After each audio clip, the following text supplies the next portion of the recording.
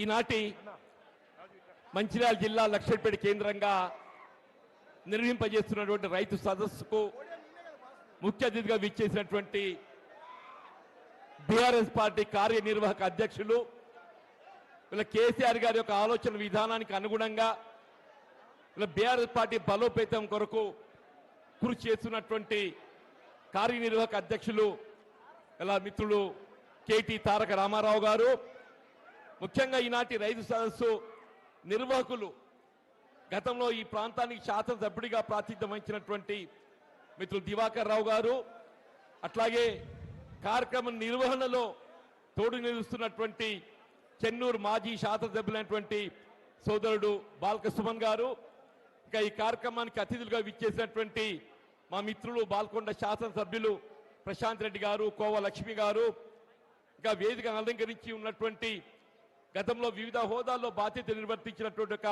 ప్రజాప్రతినిధులు, మా సోదరుడు కోట్ల శాసనసభ్యుడు కల్వకుంట్ల సంజయ్ గారు, జాన్సన్ గారు, ముఖ్యంగా వీళ్ళ ఈనాటి రైతు సదస్సుకు అశేషంగా తరలి వచ్చినటువంటి ఒక రైతు సోదరులు ఇలా బీఆర్ఎస్ శ్రేణులకు అందరికీ హృదయపూర్వకంగా నమస్కారాలు చెప్తూ, ముఖ్యంగా ఈ సమావేశం యొక్క ఉద్దేశం ఏదైతే ఉన్నదో మీకు తెలియదు కాదు.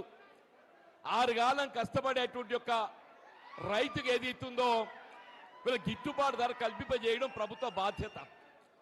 ఆనాడు మరి రబ్బీ కాలంలో ఏదైతుందో ఇదే ప్రాంతానికి చెందిన ఒక రైతులు ఏదైతుందో వీళ్ళ గిట్టుబాటు ధర పొందటానికి మరి ధాన్యం సేకరణ కేంద్రంలో విక్రయించుకుంటే ఏదైతున్నదో ధాన్యం తూకం వేసిన తదుపరి అది ప్రభుత్వ బాధ్యత అయిపోతుంది.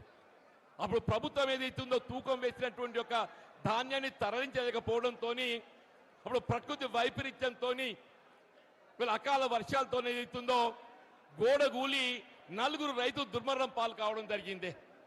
నిజంగా ఆ 4 రైతులు దుర్మరణం పాలు కావటానికి నా దృష్టిలో ఏదైతుందో ప్రకృతి వైపరీత్యం అని భావించిన దానికంటే ఇలా ప్రభుత్వ నిర్లక్ష్యం, ఇలా రేవంత్ రెడ్డి గారి యొక్క బాధ్యత అని చెప్పక తప్పదంటూ నేను ఆ 4 రైతుల యొక్క అకాల మరణం ఏదైతుందో ఇలా రేవంత్ రెడ్డి బాధ్యత వహించాలి.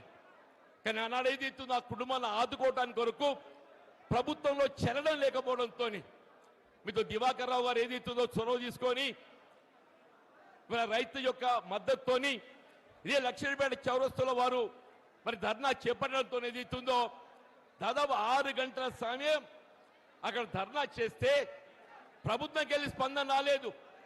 కానీ ఆనాడు వరంగల్ రైతు సదస్సులో పాల్గొంటున్నటువంటి ఒక మరి బీఆర్ఎస్ పార్టీ కార్యనిర్వాహక అధ్యక్షులు ఏదైతుందో ఈ అంశం సమాచారం ఏదైతే తెలుసుకోవడంతోనే ఒక రైతు చనిపోతే ప్రభుత్వం చలనం లేకపోవడం దురదృష్టకరం అని చెప్పి పేర్కొంటూ ఇలా బీఆర్ఎస్ పార్టీ ఏదైతుందో ఒక రైతు పక్షపాత పార్టీగా ఆ కుటుంబాలను ఆదుకోవడం ఏదైతుందో ఇలా బీఆర్ఎస్ పార్టీ పరంగానే మేము ఆదుకుంటామని చెప్పినటువంటి ఒక భావనతోని వారు వెనువెంటనే ఒక్కొక్క కుటుంబానికి 5 లక్షల రూపాయలు ఆర్థిక సాయం అందజేసే విధంగా దివాకర్ రావు గారికి ఏదైతుందో మరి టెలిఫోన్ ద్వారా వారికి సమాచారం మరి వెలువించడం, మరి ప్రభుత్వం కూడా ఒక్కొక్క కుటుంబానికి 20 లక్షలు ఇస్తామని చెప్పారు అనేది.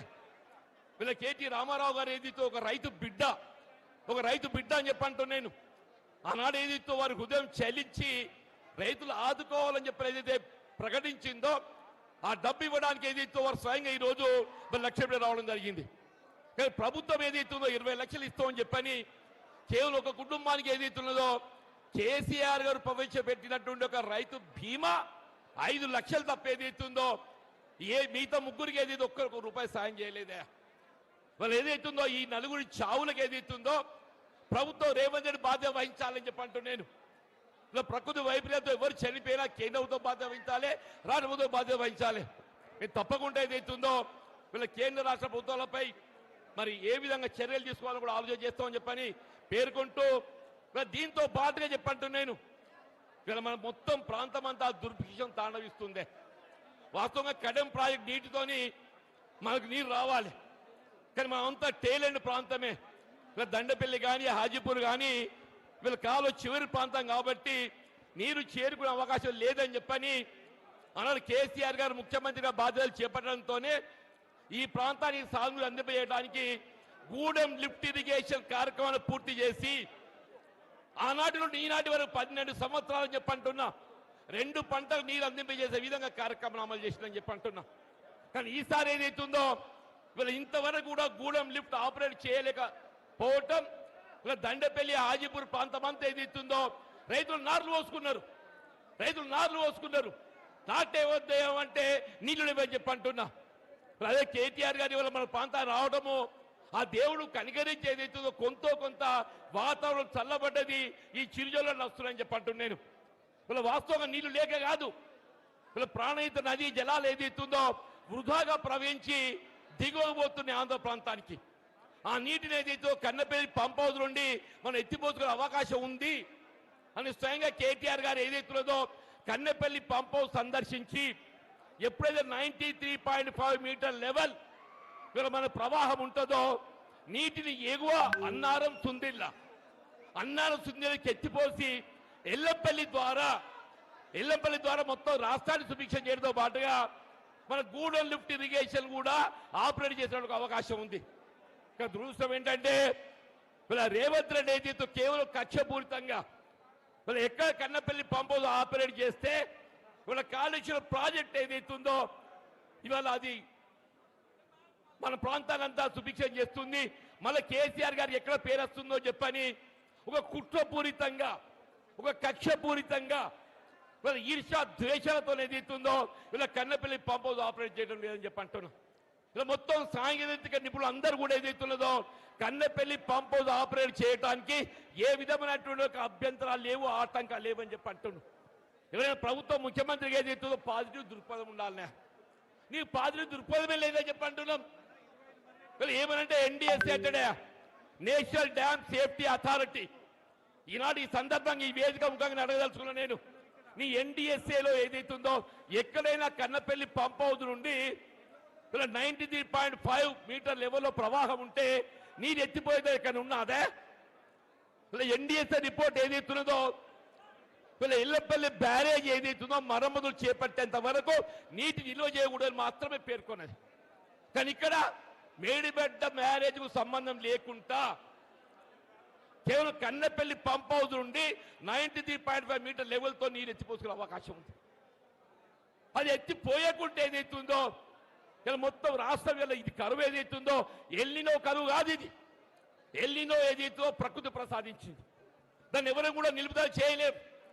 ఎల్లినో ఇవాళ వచ్చింది కాదు, వాతావరణ సూచిక 6 మాసాలుగా హెచ్చరిస్తున్నాయని చెప్పి అంటున్నాను. నువ్వు 6 మాసాలుగా ఏ విధంగా చర్యలు ప్రికాషనరీ మెజర్ తీసుకోకుండా ఇవాళ ఏదైతుందో రాష్ట్ర కరువులు నెట్టబట్టడానికి ఇది రేవంత్ రెడ్డి బాధ్యుడు అని చెప్పంటారు. రేవంత్ రెడ్డి బాధ్యుడు అని చెప్పి అంటున్నాను. నువ్వు పంట కావాల్సిన కాలనీలు ఇయ్యవు, కరెంట్ ఇయ్యవు. అన్నారు కేసీఆర్ గారు ఏదైతుందో 24 గంటలు ఏదో అంతరాయంలో కూడా కరెంట్ ఇస్తే ఇవాళ దినంలో కరెంట్ ఎప్పుడు వచ్చేది ఎప్పుడు పోయేది అని చెప్పి అంటున్నా. కాలువ నీళ్ళు లేవు, కరెంటు లేవు, పండించే పంటకు ఏదైతుందో ధాన్యానికి మద్దతు ధర లేదు. మొన్న ఏసంగిలో ఏదైతుందో వడ్లు అమ్ముకున్నాం అందరం. దయచేసి ఒక్కటి గుర్తు చేస్తున్నా, ఎవరైనా ఎక్కడైనా క్వింటల్కి 5 కిలోలు 6 కిలోలు కూడా తక్కువ తూకం చేసినారా? కోత వచ్చి లెగలేదా? 5 కిలోలు అంటే ఎంతలే? కిలోకి 25 రూపాయలు. 5 కిలోలు అంటే కిలోకి 25 రూపాయలు అంటే ఎంత అవుతుంది? 5 × 25 125 రూపాయలు. 6 కిలోలకి ఎంత అవుతుంది? 6 × 25 150 రూపాయలు అయితే 30 క్వింటల్కి ఎంత అవుతుంది? 5 కిలోల లెక్క చొప్పున ఏదైతుందో 3750 రూపాయలు. 6 కిలోల చొప్పున 4500 రూపాయలు అని చెప్పి అంటున్నాను. ఇంత అవినీతి దోపిడీకి పాల్పడితే చలనం లేని ప్రభుత్వం మిత్రుడు ఈశ్వర్ గారు మేము ఏదైతుందో జగిత్యాల్లో ఏమంటే ప్రస్తావించినాం. ఇప్పటికీ ఈ వేదిక ముఖం చెప్తున్నాను, ఇలా మొత్తం రాష్ట్రం మీరు 60 లక్షల మెట్రిక్ టన్ ధాన్యం సేకరించమని చెప్పి అంటుండే. మీరు 60 లక్షల మెట్రిక్ టన్ ధాన్యం సేకరిస్తే 60 లక్షలు ఇంటూ క్వింటల్కి ఏదైతుందో 3000 దోపిడీ అయినా కానీ కనీసం 2000 కోట్లు ఏదైతుందో ఈ ప్రభుత్వం అవినీతికి పాల్పడని చెప్పి అంటున్నాను. దీన్ని ఆధారంతో రుజువు చేస్తామని చెప్పి అంటున్నాను.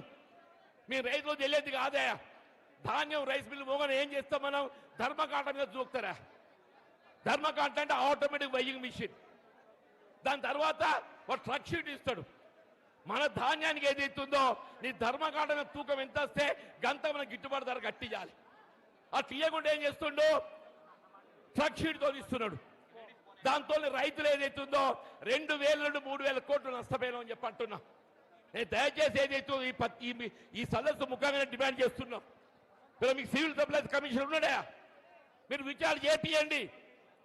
ఇలా రైస్ మిల్లర్ల దోపిడీ, ఈ దోపిడీలో ఏదైతుందో కాంగ్రెస్ పార్టీ నాయకుల పాత్ర ఏ మేరకు ఉన్నది మీరు రుజువు చేస్తామని చెప్పి అంటున్నాను. నిజంగానే కాంగ్రెస్ పార్టీ నాయకులు, మంత్రి మీ యొక్క బాధ్యత లేకుంటే మీరు రైస్ మిల్లర్ ఎందుకు అదుపు చేస్తలేరు? వీళ్ళ రైతులు పొట్టగొట్టి రైస్ మిల్లర్లు కడుపు నింపడానికి అనే ప్రభుత్వం ఉన్నది. ఇలా ప్రభుత్వం అనేది ఏదైతుందో రైతుకు అండగా నిలబడాలి. నువ్వు రైస్ మిల్లర్ కడుపు నింపడానికి కొరకు కాదు కదా చెప్పంటు నేను. దయచేసి ఏదైతుందో ఇంకా ఎక్కువ సమయం తీసుకోకుండా ముఖ్యంగా ఈ ప్రాంత అభివృద్ధి కావాలన్నాయా. ఆనాడు కేసీఆర్ గారు ముఖ్యమంత్రిగా మీరు దివాకర్ రావు గారు శాసనసభ్యుడిగా చెప్పంటు నేను. ఇలా మనకు అంతర్గామకి వెళ్ళి మంచిర్యాలకి ఏదైతుందో ఒక 164 కోట్లతో వంతెన మంజూరు చేపించిండే. 164 కోట్లతోని అది మంజూరే కాదు, టెండర్ పిలిచిండు, పనులకు ఉపక్రమించిందని చెప్పి అంటున్నాను. ఇలా ఎమ్మెల్యే ఏదైతుందో నువ్వు అంతకన్నా మంచి పని చేయవా? నీ దివాకర్ రావు గారు కోపం ఉన్నట్టయితే నువ్వు అంతకన్నా మంచి పని చేయి. ఇవాళ అంతర్గామ మంచిర్యాల వంత నిర్మాణం చేస్తే ఇలా చంద్రాపూర్ నాగపూర్ పోవడానికి 20 కిలోమీటర్ దూరం తక్కువైతుందా? 20 కిలోమీటర్ దూరం తక్కువైతుందని చెప్పాడు. రోజు వేలాది ఏదైతుందో హైవే వెహికల్ ప్రయాణం చేస్తాయి. ఈ 164 కోట్లు ఏదైతుందో కేవలం సంవత్సర కాలం లోపలనే మనం దాని విలువ తీరిపోతుండే. మరి ఏదైతుందో ఇవాళ ఎమ్మెల్యే అనేటోడు ఏదైతుందో నువ్వు మంచి పని చేయి. దివాకర్ రావు మీద కోపంతో ఆయన కక్షతో ఏదైతున్నదో 164 కోట్ల వంత ఇవాళ 2.5 సంవత్సరాలు గడుస్తుంది, 30 మాసాలు గడుస్తుందని చెప్పి అంటున్నాం. నేను దయచేసి కేటీఆర్ గారి విజ్ఞప్తి ఏంటంటే రేపు బీఆర్ఎస్ ప్రభుత్వం ఎట్లా రాబోతుంది, కేసీఆర్ గారు ముఖ్యమంత్రి కాబోతుందని చెప్పి అంటున్నాను. ఈ ప్రాంతమే కాదు తెలంగాణ మహారాష్ట్రకు అనుసంధానం చేసేటువంటి ఒక అంతర్గామ మంచిర్యాల వంతెన, అంతర్గామ మంచిర్యాల వంతెన 164 కోట్లు కాదు, రేపు అంచనా వ్యయం పెరిగి 200 కోట్లు అయినా కానీ దాన్ని మీరు మొదటి సంవత్సరంలో ప్రాధాన్యతతో ఏదైతుందో మీరు మంజూరు చేపియాలని చెప్పని ఈ సభా వేదిక ముఖంగా నేను విజ్ఞప్తి చేస్తూ చెప్పంటున్నా. దయచేసి ఏదైతుందో ఇలా బీఆర్ఎస్ పార్టీ రైతు పక్షపాత పార్టీ, ఏనాడైనా రైతాంగానికి అండగా ఉంటుంది. ఇలా కేటీఆర్ గారు కేవలం ఆర్థిక సహాయం చేయడం కాదు, తాను ఒక రైతు బిడ్డగా రైతులకు అండగా ఉంటా అని చెప్పి తెలియజెప్పడానికి ఇలా ప్రత్యేకంగా వారు వచ్చేది అవుతుందో ఆ కుటుంబాలకు ఆత్మవిశ్వాసం నింపే విధంగా ఆర్థిక సహాయం పూనుకోవటం హర్షించేదగ్గ విషయం. ఈ హృదయపూర్వకంగా వారికి ధన్యవాదాలు, అభినందనలు తెలియజేస్తూ మరి ఇందులో నేను కూడా పాత్రదారుని అయినందుకు నాకు నిజంగా కూడా నాకు చాలా సంతోషం ఉందని పనులు చేస్తూ సెలవు తీసుకుంటున్నా. జై తెలంగాణ, జై తెలంగాణ. కేసీఆర్ గారి నాయకత్వం, కేసీఆర్ గారి నాయకత్వం. దయచేసి ఇప్పుడు ఇక్కడ